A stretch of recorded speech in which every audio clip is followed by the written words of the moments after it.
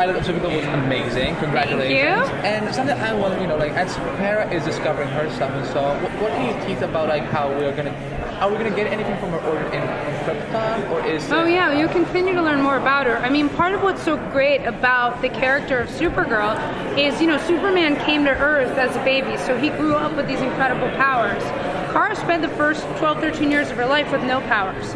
And she came to a planet that tells teenage girls to suppress their power.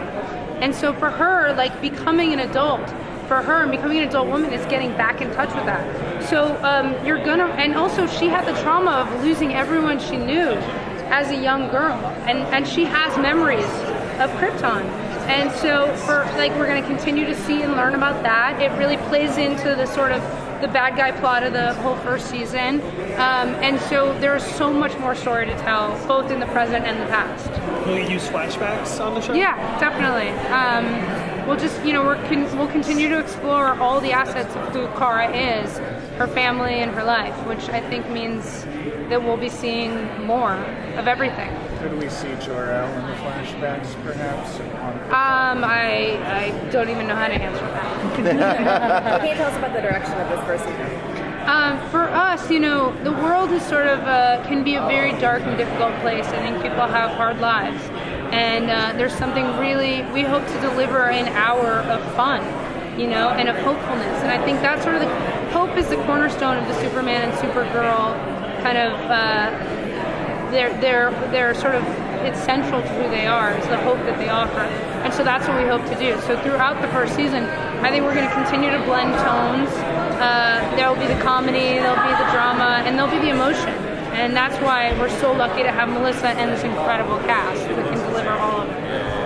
Can you tease any sort of other DC characters that we might get in? Yeah, I could. Then I'd get killed. Are you kidding? That's a good reason to watch every week. So Kara's powers start immediately in the pilot. Yeah.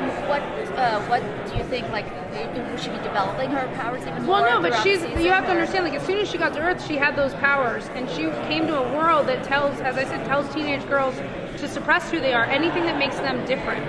And so Kara suppressed all of it. So she's always had the powers, but what she's doing is getting back in touch with them. She hasn't used them, she's a little rusty, and she hasn't necessarily been trained. And that's one of the ways that Alex, her sister on the show, beautifully played by Kyler, can really help her. In a lot of ways, Kyler is a lot more of a superhero than Kara is. She's got the ability, but she's never allowed herself to be all of who she can be until now, which is going to be really fun and I think a great message for everyone.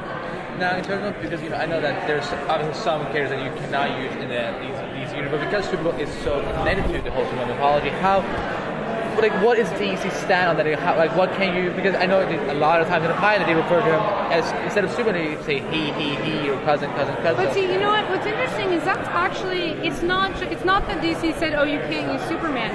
But what's really important to us, this show is about Supergirl. Oh yeah. Right? And so it's not about the man; it's about the woman, and the woman is the one that we don't know enough about. And so for us, it's not so much like can we or can't we, but why should we? This is her story, and it's about her becoming a superhero. Very early on, when the idea of doing a Supergirl show first came up, I said to Greg, I was like, Supergirl, we have to do Supergirl, because I really do believe there aren't enough strong female characters in film or television. We try to do it across all of our shows, from Arrow, Flash, Blind Spot, which is going to be on NBC. And so Greg called me, I remember it really clearly, and he said, I figured it out. It's like Ginger Rogers. She has to do everything Fred Astaire does, but backwards and in heels. Yeah. And that's what Supergirl has to do. And in a lot of ways, that's what makes it a far more exciting story to tell. Could you talk about some of how you will be able to do it differently? If you're doing it backwards, there are going to be variations. How can you branch out in the superhero narrative that you cannot do with Superman? Well, what I think, look, I grew up loving Superman, and in fact, the Dick Donner Superman films are a great reference for us, because they really had that sense of fun and wonder and excitement and hopefulness. And so we are capturing all of that. But what we can do differently with Supergirl is the fact that this is someone who grew up normal for 13 years. She's amazed by these powers too, and she has to come to terms with that. It's not, you know, and so for us, there's so much, in a way, like she's very relatable because of that, you know? She doesn't feel like she fits in.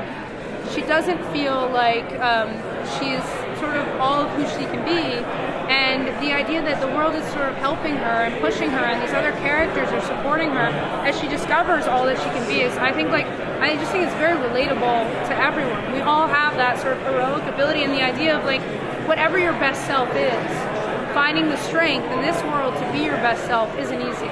And so I think the complexity of Kara's backstory lends us to explore sort of ideas and angles that we haven't seen before.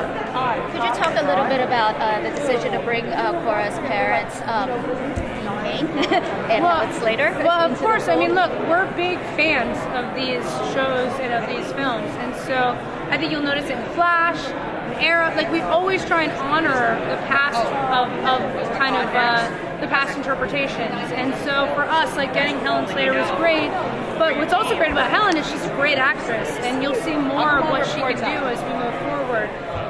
And Dean was just, I mean, it's like fun. It's fun for the audience, fun for us as fans. So we'll continue to do that however we can, because we're kind of nerds too. So.